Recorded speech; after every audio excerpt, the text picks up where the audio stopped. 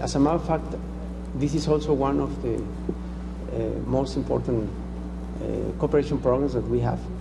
I had the opportunity to, as I told you before, to be in some agencies of security in Mexico, and I know that there has been and there are programs going on cooperation, on training to forces here in Belize to learn about combating crime, any type of crime.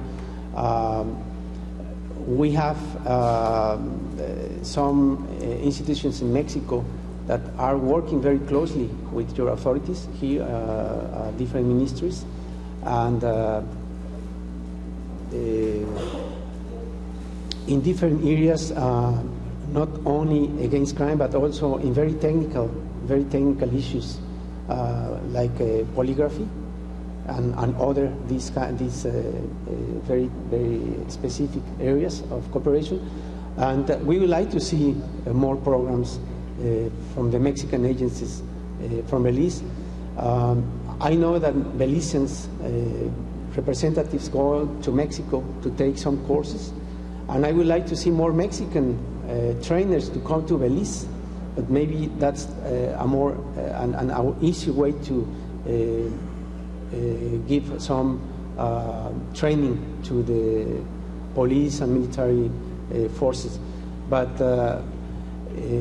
we can offer these kind of programs. We have the capability and we have the will to do it, and we will make sure that these kind of programs will be increased in the next months.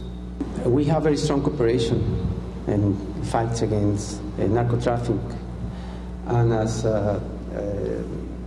Mr. Guerrero mentioned, in the last binational meeting, we had discussions on how is the best way to fight against narco-trafficking groups. I don't have any specific information on the ambergris key, but I can tell you that we have been very aggressive, both countries, in order to fight this kind of crime that affects both countries. And I think this is certainly a responsibility of Belize and Mexico. Both countries should work together. But the important point here is that we are cooperating each other.